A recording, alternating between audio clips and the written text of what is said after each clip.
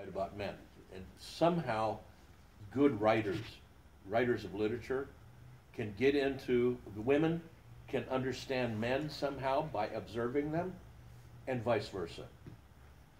With Wallace Stegner, you're going to see him write about women, and you women in the group are going to be sitting there and say, how does he know that stuff?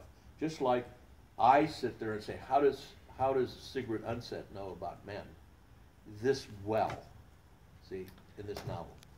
You mentioned Tolstoy. I had a book of Tolstoy short stories by my bed. It somehow got moved, but I was reading a short story, a very long short story by him, from a young girl / woman's perspective, and I couldn't believe how well he could get into her mind. These people have this ability. They actually see through the outside of something and into the inside. Yeah. And that's what we're interested in. I choose most of this up to this point. I've chosen most of these books, if not all of them. And we had a little, we said, do we want to do this one or not? I mean, so it was more of a democratic kind of thing. Before then, it was stuff that I had read before that's going to last for a long, long, long time. It's not your Catholic novel that makes you feel good and edifies you. This stuff is about sin and redemption. Oh, yeah. You know what I'm talking about? When I said Catholic fiction, I didn't want you to. Yeah, definitely. Imagine that. So, again, I'm also looking at Francois Mauriac's Thérèse. Now, this is he's also written Viper's Tangle.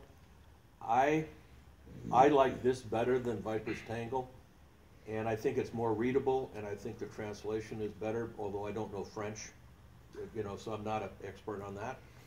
But this is, I think we need to read something about another Catholic author who is a Nobel Prize winner.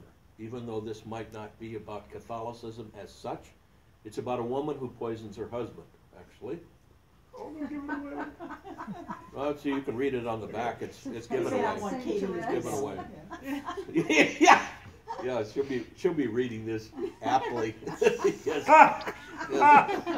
So what are you anyway, reading, honey? Yeah. I'm just reading Thérèse. That's all right. What's that knife on your nightstand?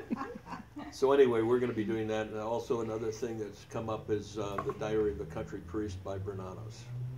That's a classic. It's a very fast read. It's something that you need to know about. In other words, we're trying to pick stuff that a Catholic should kind of know about, all right? And they should have an experience of reading this kind of thing. So that's what we're at.